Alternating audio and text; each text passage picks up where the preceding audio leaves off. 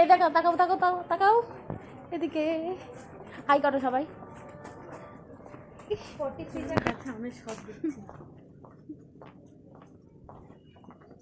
আমরা যাচ্ছি ঘুরতে। আমার তো ব্যাঙ্গালোর ফিরে যাওয়ার দিন এগিয়ে আসছে, ওই জন্য ভেবেছিলাম যে একদিন থেকেই বাড়ি চলে আসবো আবার, কিন্তু ওই যে যাই তো নিজের ইচ্ছায়, কিন্তু আসতে হয় ওদের ইচ্ছাতে। আমি আর মা ভেবেছিলাম আজকে দুপুর দুপুর খাওয়া দাওয়া করে আমরা বাড়ি ফিরে যাব, কিন্তু ওই যে আর হলো না সেটা। ওরা তো কিছুতেই রাজি হচ্ছিল না যে আমরা আজকে চলে যাব বাড়িতে। আর আমাদেরও মনে হচ্ছিল যে একবার বাড়ি যাই, আর একবার ভাবছিলাম যে থাকি, কারণ এই গেলে আবার যে কবে আসবো তার ঠিক নেই।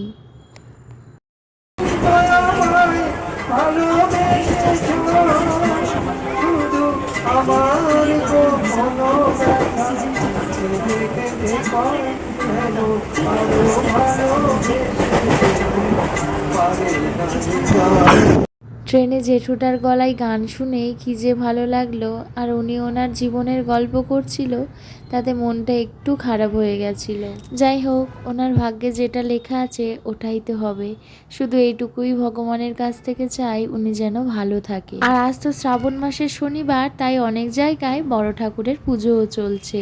দিদি বলল যে চল তোর বার্থডের জন্য একটা জামাও কিনে দিই, আর আমরা সবাই মিলে গড়িয়াহাট থেকে ভালো করে ঘুরে আসি।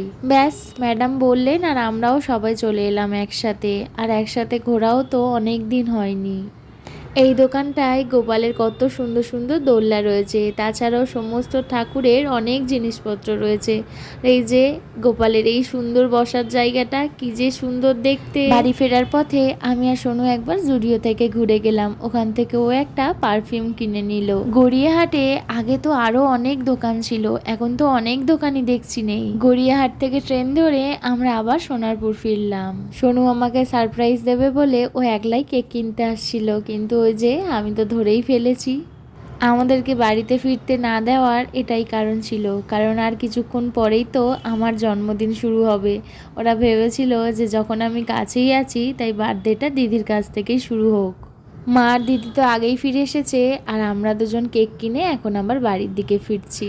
কতদিন পরে চারজন মিলে একটা সুন্দর সন্ধ্যা কাটালাম, আর আমরা একসাথে থাকবো, বাওয়াল হবে না সেটা কি হয় নাকি। আর এই যে দিদির বাড়ি যাওয়ার রাস্তাটা, চারিদিকটা এত গাছ দিয়ে ঘেরা, আমার তো খুব ভালো লাগে, আর এই জায়গাটাও খুব ভালো।